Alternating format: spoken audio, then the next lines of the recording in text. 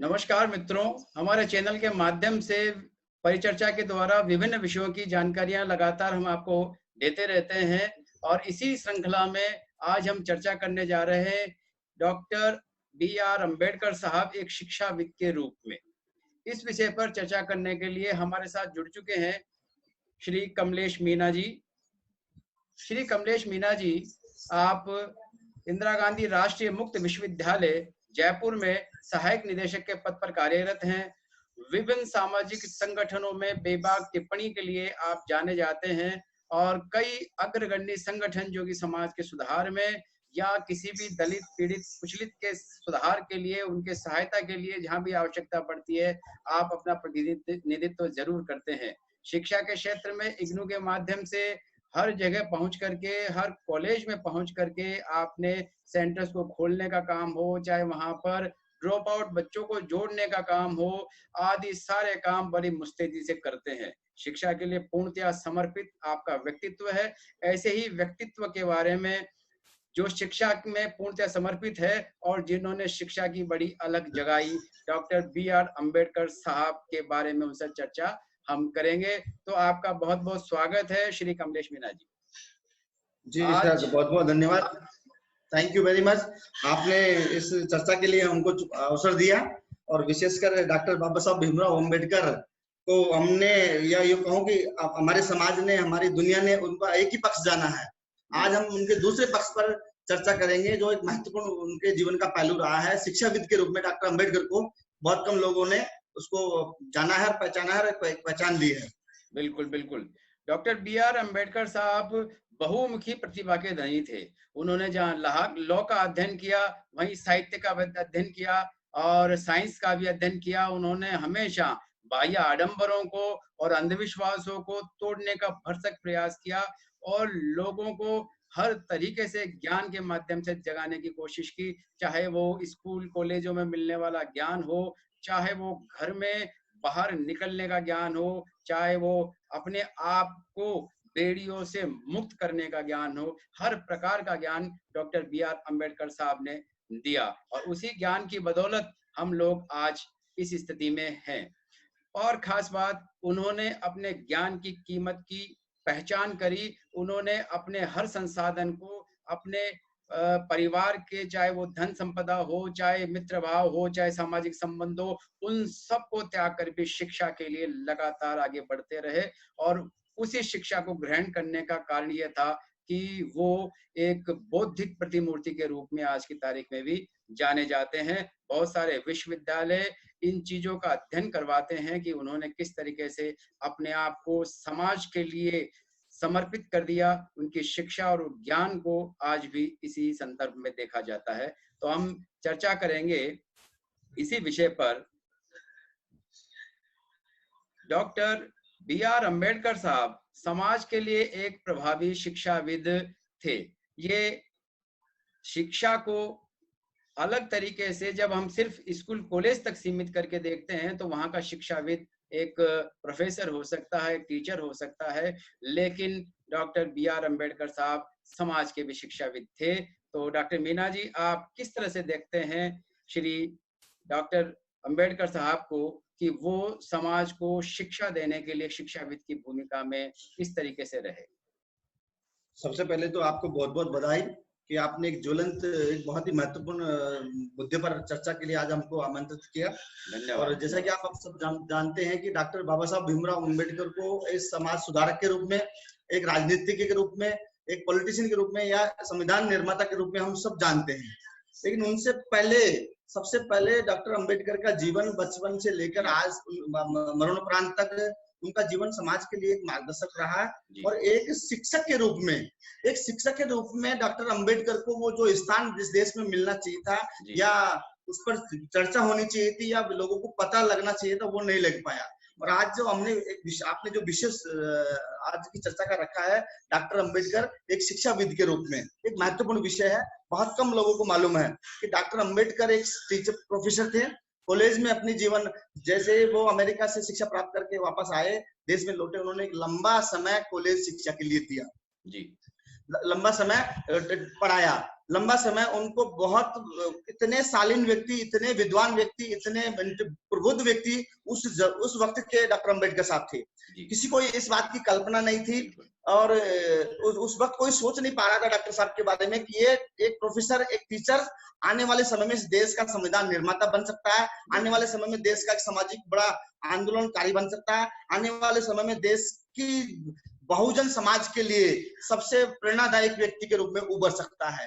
तो ये सब मुमकिन इसलिए हुआ क्योंकि जब वो एक एज ए प्रोफेसर के रूप में जब कॉलेज में शिक्षा में अध्ययन पढ़ा रहे थे या शिक्षा दे रहे थे छात्रों को, तो बहुत शालीनता के साथ, बहुत गंभीरता के साथ, बहुत तहरीर के साथ उन्होंने अपने एकेडमिक प्रोफेशन के साथ में न्याय किया और किसी को इस बात का आभास तक नहीं होने दिया कि डॉक्टर अंबेडकर के अंदर एक टीचर है, जो एक प्रोफेसर है, उनके अंतर मन में एक सामाजिक नेत्रोदा, एक सामाजिक क्रांतिकारी, एक संवैधानिक निर्माता, एक इंक्लूसिव पॉलिटिशियन पल रहा है या बड़ा हो रहा है। लेकिन 1930-32 के बाद में हम डॉक्टर अंबेडकर का एक दूसरा रूप देखते हैं जो आज अब हमारे सामने थे, as a politician, as a social activist, as a revolutionary. तो वो पक्ष को हम सब जानते हैं, लेकिन एक अच्छा सबसे महत्वपूर्ण पक्ष डॉक्टर अंबेडकर का था, वो था एक अच्छा टीचर। और उन्होंने इस बात को साबित किया कि एक अच्छा टीचर ही देश की सभी समस्याओं को समझ सकता है, एक अच्छा टीचर ही देश की राजनीति को समझ सकता है, एक अच्छा शिक्षक ही देश की मूलभूत आवश्यकताओं को जान सकता है। और इसका हमारे सामने सबसे मजबूत उदाहरण डॉक्टर अंबेडकर साहब है। और वो क्यों इतने सफल हो पाए अब वनस्पति दूसरे लोगों के संकट मामले में, बिल्कुल दूसरे व्यक्ति इतने सफल क्यों नहीं हो पाए जितने डॉक्टर अंबेडकर हुए? उसका कारण था कि वो एक शिक्षाविद थे, वो हर चीज को बड़ी तरीके से जड़ मूल से जानते थे, इस बात से वाकिफ थे। और एज ए शिक्षक के रूप में ये दुर्भाग्य इस देश का मैं कहूंगा, या हमारी युवा पीढ़ी का दुर्भाग्य कहूंगा, कि आप हम जैसों ने कभी पहल नहीं की या बहुत कम पहल की या बहुत कम चर्चाएं डॉक्टर अंबेडकर के रूप को एक टीचर के रूप में हमने की। जी, उनके द्वारा बहुत सारा साहित्य इस तरह का रचा गया जिसमें उन्होंने अपने जीवन के अनुभव और समाज के व्याप्त परेशानियों को उसमें समाहित किया। आपको लगता है कुछ साहित्य का उल्लेख करना जरूरी है जिसमें उन्होंने उस समय की व्याप्त पीड़ा को और आगे आने वाली समस्याओं के बारे में भी बताया। उनका साहित्य आज भी प्रासंगिक है, तो उन साहित्य में जो मूल किताबें हैं उनके बारे में कुछ बताना चाहेंगे? जैसा कि आप हम सब जानते हैं, शिक्षक का मूल मंत्र क्या है, शिक्षक का मूल गुण क्या है? टीचर हो, शिक्षक हो, प्रोफेसर हो, आप हम जो एकेडमिक व्यक्ति है, हमारा सबसे अहम ताकत होती है कलम। बिल्कुल। और टीचर हमेशा टीचर ही रहता है, वो चाहे घर पे रहे, चाहे कॉलेज में रहे, चाहे बाहर रहे, वो हमेशा समाज के बारे में सोचता है, समाज के बारे में लिखता है, समाज को जानने का प्रयास करता है, समाज को समझने का प्रयास करता है। और जैसा वो जानता है, समझता है, उन्हीं चीजों को वो अपने विचारों के माध्यम से वो समाज के सामने रखता है। डॉक्टर अंबेडकर ने समाज के बारे में इतना लिखा, इतना अध्ययन किया। और जो आपने जिक्र किया कि उनके साहित्य के बारे में, निश्चित रूप से चाहे आप उनकी किताबों को ले लीजिए, उनके द्वारा लिखी हुई किताबें, चाहे उनके द्वारा संचालित अखबारों को ले लीजिए, और चाहे उनके द्वारा लिखे गए पत्रों को ले लीजिए, आप उनकी किताबें, उनके समाचार पत्र, उनके व्यक्तिगत पत्र जो उन्होंने राजनीतिज्ञों को लिखे, सामाजिक आंदोलनकारियों को लिखे, उनके माध्यम से वो सारी चीजें हमको जानने समझने का अवसर मिलता है। और उनके माध्यम से हम डॉक्टर अंबेडकर का एकेडमिक पक्ष हम देख सकते हैं, जान सकते हैं। सबसे महत्वपूर्ण उन्होंने जो किताबें लिखी है, मैं 4-5 किताबों का नाम आपके सामने हमारे श्रोताओं के लिए, हमारे दर्शकों के लिए बताना चाहूंगा कि डॉक्टर अंबेडकर ने उस जमाने में इतनी महत्वपूर्ण किताबें लिखी जिनको पढ़कर आप देश, दुनिया, भारत का इतिहास तो जानेंगे, लेकिन आपको उस मानव सभ्यता के बारे में पता लगेगा। डॉक्टर अंबेडकर ने जानने का प्रयास किया इस देश में दलितों के साथ जितना अन्याय या भेदभाव हुआ, तो उसका कारण क्या था। तो उन्होंने जो हु वर द शूद्रास, शूद्रा कौन थे, ये किताब लिखी उन्होंने डॉक्टर अंबेडकर के द्वारा। उसके बाद एनिहिलेशन कास्ट, जाति का उन्मूलन 1936 में लिखी गई उनकी सबसे महत्वपूर्ण कृति है। सबसे महत्वपूर्ण कृतियों में से माना जाता है कि जब तक जाति का विनाश, जाति का नाश, जाति का उन्मूलन नहीं करोगे, इस देश में समानता नहीं आएगी। तो डॉक्टर अंबेडकर पहले व्यक्ति थे जिन्होंने जाति को कोट किया 1936 में। उसके बाद में द अनटचेबल्स 1948 में अछूतों के ऊपर एक किताब लिखी। ये कौन थे अछूत? द प्रॉब्लम ऑफ रुपीज, पैसे की समस्या के बारे में उन्होंने अपने रिसर्च के माध्यम से, जो उनका मूल पीएचडी का विषय था, जिन पर उन्होंने डॉक्टर अंबेडकर ने पीएचडी की, समस्या की, पैसे की समस्या को समझा। पैसे का द प्रॉब्लम ऑफ रुपीज क्या है 1923 में डॉक्टर अंबेडकर ने लिखी। पाकिस्तान और पार्टीशन ऑफ इंडिया 1941 में डॉक्टर अंबेडकर के माध्यम से लिखी गई। ये 4-5 कृतियों को पढ़ने के बाद कोई भी व्यक्ति डॉक्टर अंबेडकर को पहले पॉलिटिशियन बाद में बोलेगा, और वो एज ए एकेडमिशियन एक अच्छे उत्कृष्ट उच्च कोटि के शिक्षाविद के रूप में उनकी ख्याति आपको देखने को मिलेगी। और डॉक्टर अंबेडकर के द्वारा उस वक्त आजादी से पहले लगभग 4 अखबारों का संचालन किया गया, समाचार पत्रों को। लेकिन ये भी दुर्भाग्य हमारा है, आज डॉक्टर अंबेडकर को as a journalist, as a पत्रकार के रूप में हम कितने लोग उसको उद्घाट करते हैं, कोट करते हैं, कितने लोग ये मानते हैं कि डॉक्टर अंबेडकर अपने समय के उत्कृष्ट कोटि के पत्रकार थे। कितने लोगों को मालूम है इस बात का? लेकिन डॉक्टर अंबेडकर पत्रकार थे, मिशनरी पत्रकार थे, बिल्कुल निश्चित रूप से। और डॉक्टर अंबेडकर ने अपने समय के 4 अखबारों का, आप उन अखबारों का नाम देखिए। 1920 में मूक नायक का प्रकाशन किया। 31 जनवरी 1920 को उन्होंने एक मूक नायक अखबार निकाला। मूक नायक का मतलब है जो गूंगे बहरे व्यक्ति है, उनका लीडर, उनका प्रतिनिधित्व किस तरह किया जाता है। अखबार जर्नलिज्म का मतलब क्या होता है, ये डॉक्टर अंबेडकर ने 1920 में अपने द्वारा संचालित इस अखबार के माध्यम से बताया कि आपको उनका प्रतिनिधित्व करना है, जिनकी कोई आवाज नहीं है, जिनकी कोई सुनवाई नहीं होती है। 1927 से लेकर 29 तक बहिष्कृत भारत नाम से दूसरा समाचार पत्र डॉक्टर साहब ने निकाला। बहिष्कृत भारत, आप इनके नाम देखिए, इनके टाइटल देखिए, चाहे किताबों के नाम देख लिए, चाहे अखबारों के नाम देखिए, अपने आप में सोसाइटी को एक मजबूत मैसेज देने का काम करते हैं। तीसरा अखबार 1930 से लेकर 56 तक जनता नाम से, द पीपल्स, जनता के नाम से उन्होंने तीसरा अखबार निकाला। और 1956 तक अखबार बाबा साहब तक निकलता रहा। चौथा अखबार अपने देहांत से पूर्व उन्होंने प्रबुद्ध भारत 1956 में निकाला। ये 4 अखबार बाबा साहब की अपनी कृतियां थी, बाबा साहब की अपनी आइडेंटिटी थी। और इनके माध्यम से हम कहीं ना कहीं बाबा साहब के साहित्य को, बाबा साहब के एकेडमिक पक्ष को मजबूती से जान और समझ सकते हैं। आज हमारी युवा पीढ़ी को जरूरत है बाबा साहब के साहित्य को पढ़ने की, बाबा साहब द्वारा लिखे गए पत्रों को पढ़ने की, बाबा साहब द्वारा संचालित सभी समाचार पत्रों को लिखने की, समझने की। जो व्यक्ति बाबा साहब के साहित्य को पढ़ेगा या समाचार पत्रों को पढ़ेगा, वो निश्चित रूप से मान, मूल्य, मर्यादा या वैल्यूज ऑफ एथिक्स क्या होती है, कि पत्रकारिता का मतलब क्या होता है, वो आपको मालूम पड़ेगा। ये बहुत ऐसी कृतियां हैं जिनको हम सबको जानना चाहिए। बिल्कुल, आपने अभी कहा युवाओं के लिए, तो अपन को लगता है बहुत सारा साहित्य उन्होंने सभी पीढ़ी के लिए लिखा, युवाओं के लिए भी लिखा, वृद्धों के लिए भी लिखा और महिलाओं के लिए भी लिखा। उन सब की आजादी के वो पक्षधर थे, सबके अधिकारों के वो पक्षधर थे। उनके साहित्य में डॉक्टर साहब आपको ऐसा भी लगता है कहीं पर कि वो युवाओं के लिए एक प्रेरणा स्रोत भी थे? तो आज की तारीख में जब युवा बेरोजगारी के कारण या किसी अन्य कारण से परेशान है, तो उसे किसी भी प्रकार से इस साहित्य को पढ़ने से वो अपने आप में जीवट महसूस कर सके, वो अपने आप में जी विषय महसूस कर सके, और किस तरीके से आज के युवा के लिए उनका साहित्य प्रासंगिक है। बिल्कुल, आपने ठीक है कहा कि बाबा साहब को एक तो सबसे बड़ी विडंबना हमारे सामने ये रही है कि हमारे पूर्वजों की या हमारे हमसे पहले के विद्वानों की, कि बाबा साहब को कहीं न कहीं एक ही पक्ष के रूप में रखा गया। बाबा साहब किसी एक कम्युनिटी, एक समुदाय के नेता नहीं थे। बाबा साहब यूनिवर्सल व्यक्ति थे।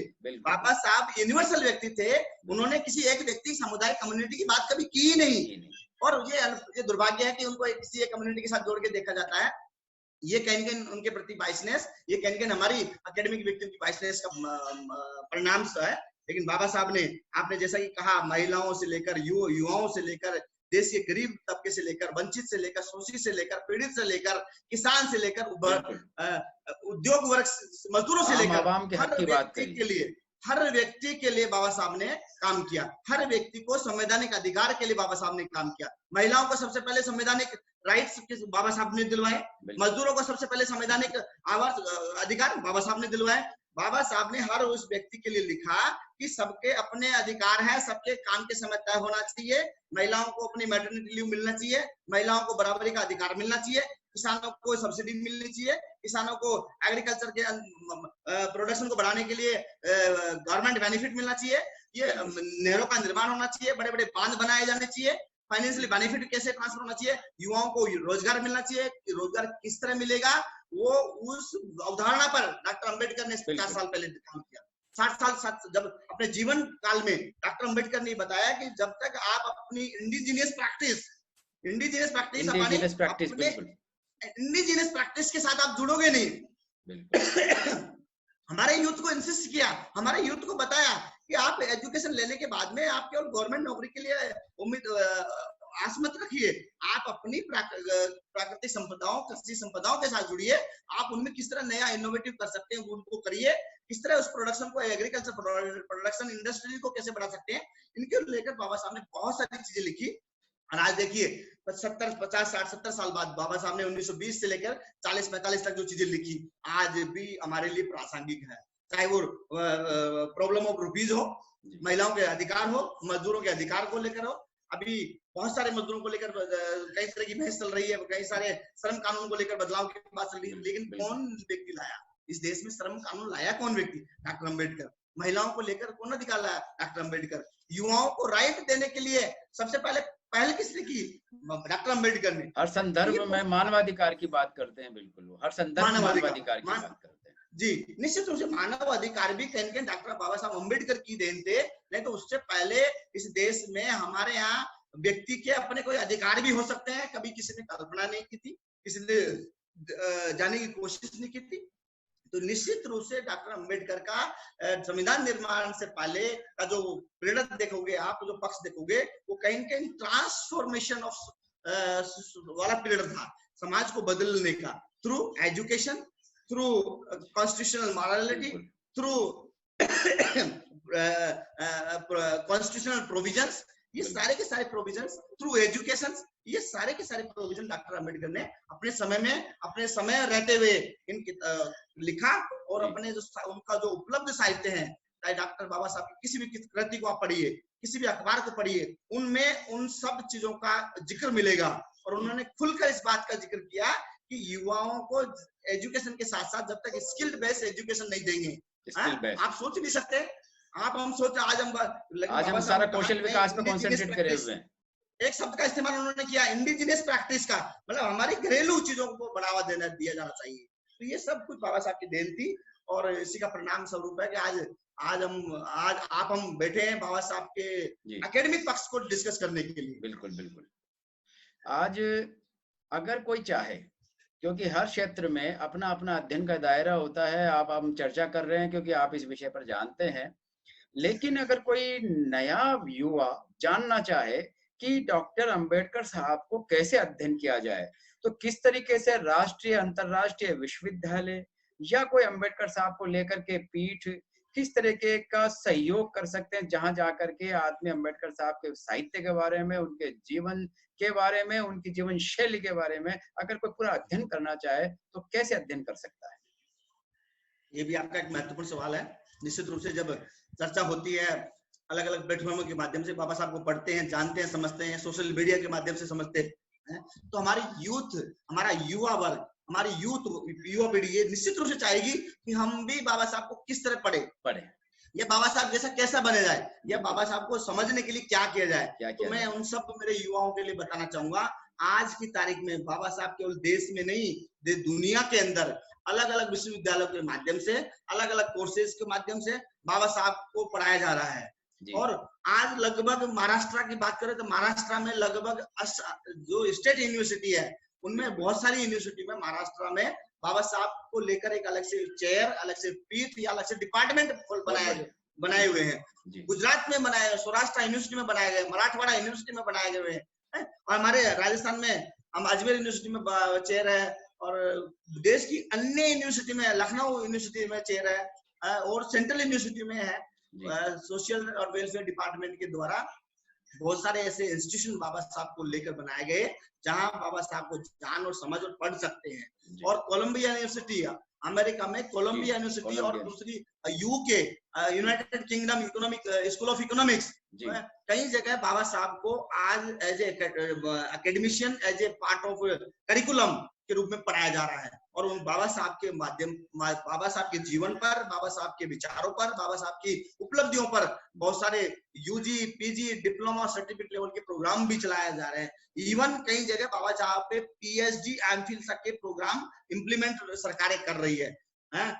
इंदिरा गांधी राष्ट्रीय मुक्त विश्वविद्यालय के पास बाबा साहब का चेयर भी है, बाबा साहब के नाम से चेयर बनाई, और एक certificate programme life and thoughts doctor Ambedkar, life and thoughts doctor Ambedkar पर एक प्रोग्राम हमने शुरू कर रखा है। आप निश्चित रूप से, मेरे युवाओं से मैं अपील करूंगा और मैं गुजारिश करूंगा कि निश्चित रूप से बाबा साहब को जानिए, समझिए, और इंदिरा गांधी राष्ट्रीय मुक्त विश्वविद्यालय जैसे विश्वविद्यालय ने एक अच्छा सर्टिफिकेट प्रोग्राम, 6 महीने का programme life and thoughts on doctor Ambedkar, निःशुल्क है, वो भी निःशुल्क है। SC/ST के लिए हमने निःशुल्क करके रखा है। ये बहुत सारी ऐसी प्रोग्राम्स है, निश्चित रूप से हमको पढ़ना चाहिए, जानना चाहिए, समझना चाहिए, तभी हम बाबा साहब के बारे में ठीक से बात कर पाएंगे। बाबा साहब का एक पक्ष नहीं, बहुपक्ष है, बहुपहलू है, उनको समझना पड़ेगा।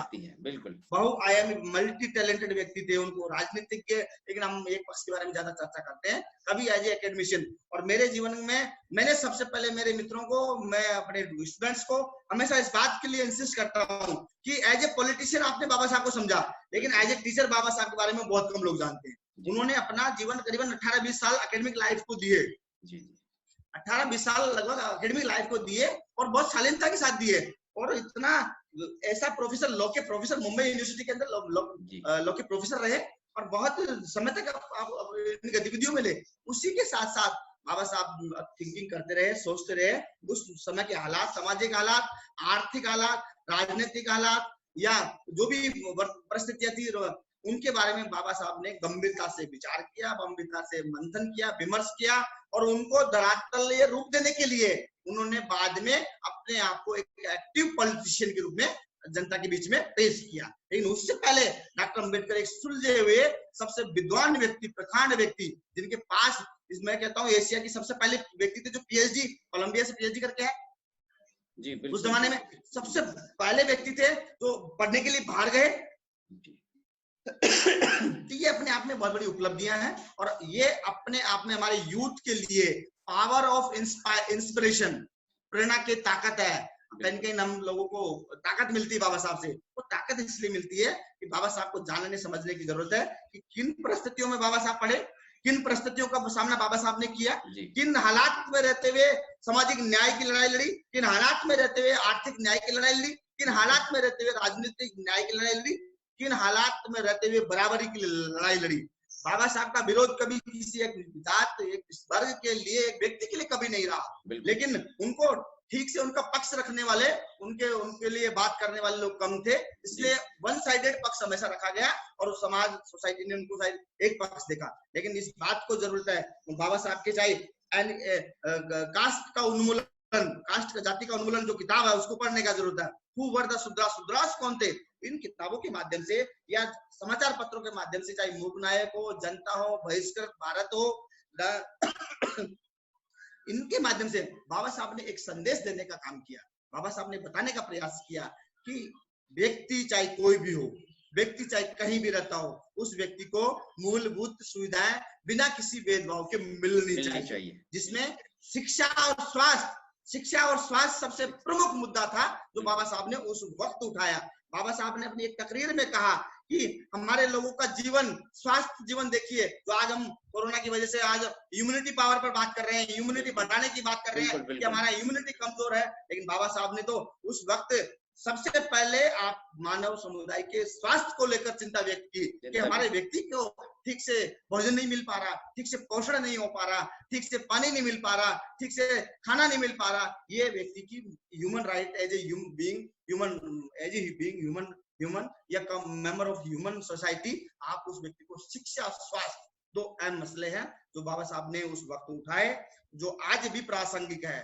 याद रखिए, मैं as a academician, as a assistant regional director, मेरा हमेशा इस बात पे जोर रहा है कि याद, जिस मुल्क के पास दो चीजें अच्छी होगी, शिक्षा और स्वास्थ्य, और शिक्षा से पहले स्वास्थ्य, स्वास्थ्य जिसका अच्छा होगा, जिस ह्यूमन रिसोर्स का, जिस यंग जनरेशन का अच्छा स्वास्थ्य होगा, अच्छी शिक्षा होगी, तीसरी चीज एम्प्लॉयमेंट, रोजगार।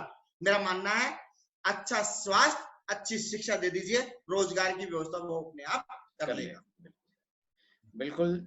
आज की इस स्थिति में जब हमको ऐसा लगता है कि उनकी शिक्षा अपने आप में इतनी महत्वपूर्ण है कि हमारी पूरी जीवन शैली को बदल सकती है, बशर्ते हम शिक्षित हों, संगठित हों, लेकिन उस संगठन का किसी भी तरीके से मन के मूल्य, आपने मर्यादा की बात कही, मर्यादा और मन के मूल्यों के साथ आगे बढ़ना चाहिए। संक्षिप्त में कोई संदेश आप इस तरह का देना चाहें कि मूल्य और मर्यादा के साथ उनकी शिक्षा को लेकर के आगे बढ़ना चाहिए, न कि दिखावे के लिए हमें किसी प्रकार की कार्रवाई करनी चाहिए, इस पर कुछ संक्षिप्त संदेश आप देना चाहें?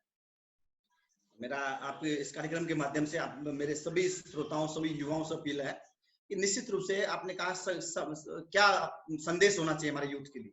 सबसे अहम मसला, हम हमेशा संवैधानिक कर्तव्यों की बात करते हैं, संवैधानिक अधिकारों की बात करते हैं जी, लेकिन मैं कहता हूं इससे पहले संवैधानिक नैतिकता होनी चाहिए, संवैधानिक कॉन्स्टिट्यूशनल मॉरलिटी।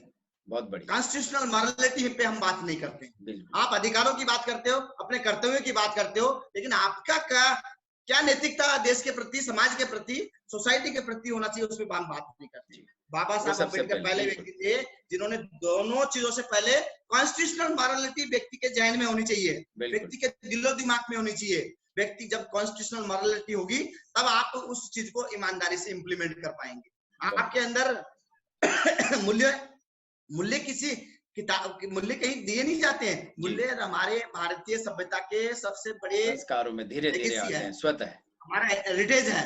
हमारे मूल्य संस्कार जो परंपरा हमसे, हमारी पीढ़ियों से, हमारे बुजुर्गों से, हमारी जनरेशन से जो हमको मिलते हैं, हमारी लेगेसी, हमारी जो कल्चर है उससे मिलते हैं। हमारी लेगेसी कहते हैं किसी के भी साथ में किसी भी तरह का भेदभाव जात के आधार पर, रंग के आधार पर, धर्म के आधार पर, कलर के आधार पर, क्षेत्र के आधार पर, भाषा के आधार पर नहीं होना चाहिए।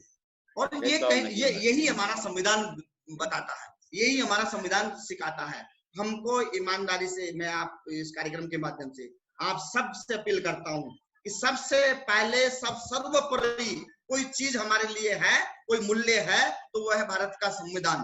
भारत के संविधान को ईमानदारी से पालन करिए, ईमानदारी से उसको फॉलो करिए, ईमानदारी से उसको अपने दिलो दिमाग में उतारिए। मेरा विश्वास है भारत का संविधान किसी के साथ भी भेदभाव नहीं करता है। भारत का संविधान किसी के साथ भी छुआछूत नहीं करता है। भारत का संविधान किसी के साथ भी प्रताड़ना के लिए अधिकार नहीं देता। संविधान सबको बराबरी का अधिकार, हक देने का काम करता है, और यही हमारी सरकारें लगातार पिछले 70-75 सालों से कर रही है, और हम सबको करना चाहिए।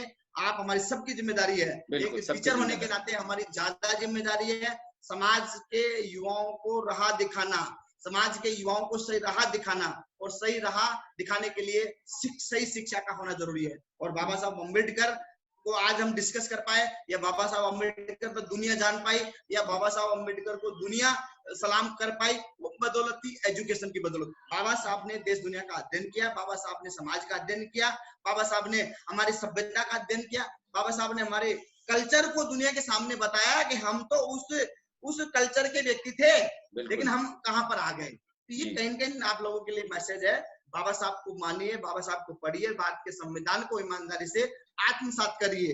मेरा विश्वास है अगर हम संविधान को आत्मसात करेंगे तो आपका विजन, आपका मिशन, आपका एक्शन एकदम ऑनेस्ट होंगे, किसी के भी साथ बिना किसी भेदभाव, बिना किसी पीड़ा, बिना किसी शोषण के, बिना किसी ऊंच नीच के नजरिए से आप लोगों के साथ लेकर चल सकते हैं।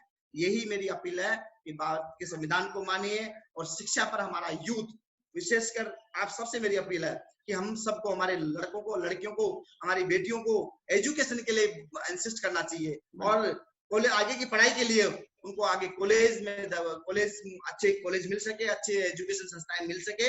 इसके लिए समय समय पर इस तरह की जानकारी अगर हमारे पास है तो हमारे समाज तक, हमारे युवाओं तक, हमारी युवतियों तक पहुंचाना चाहिए। यही हमारी सबसे इम्पोर्टेंट जिम्मेदारी है। बिल्कुल सर, हमने जाना कि हमें शिक्षित होना चाहिए, संगठित होना चाहिए और प्रत्येक के मानवाधिकार की रक्षा करनी चाहिए।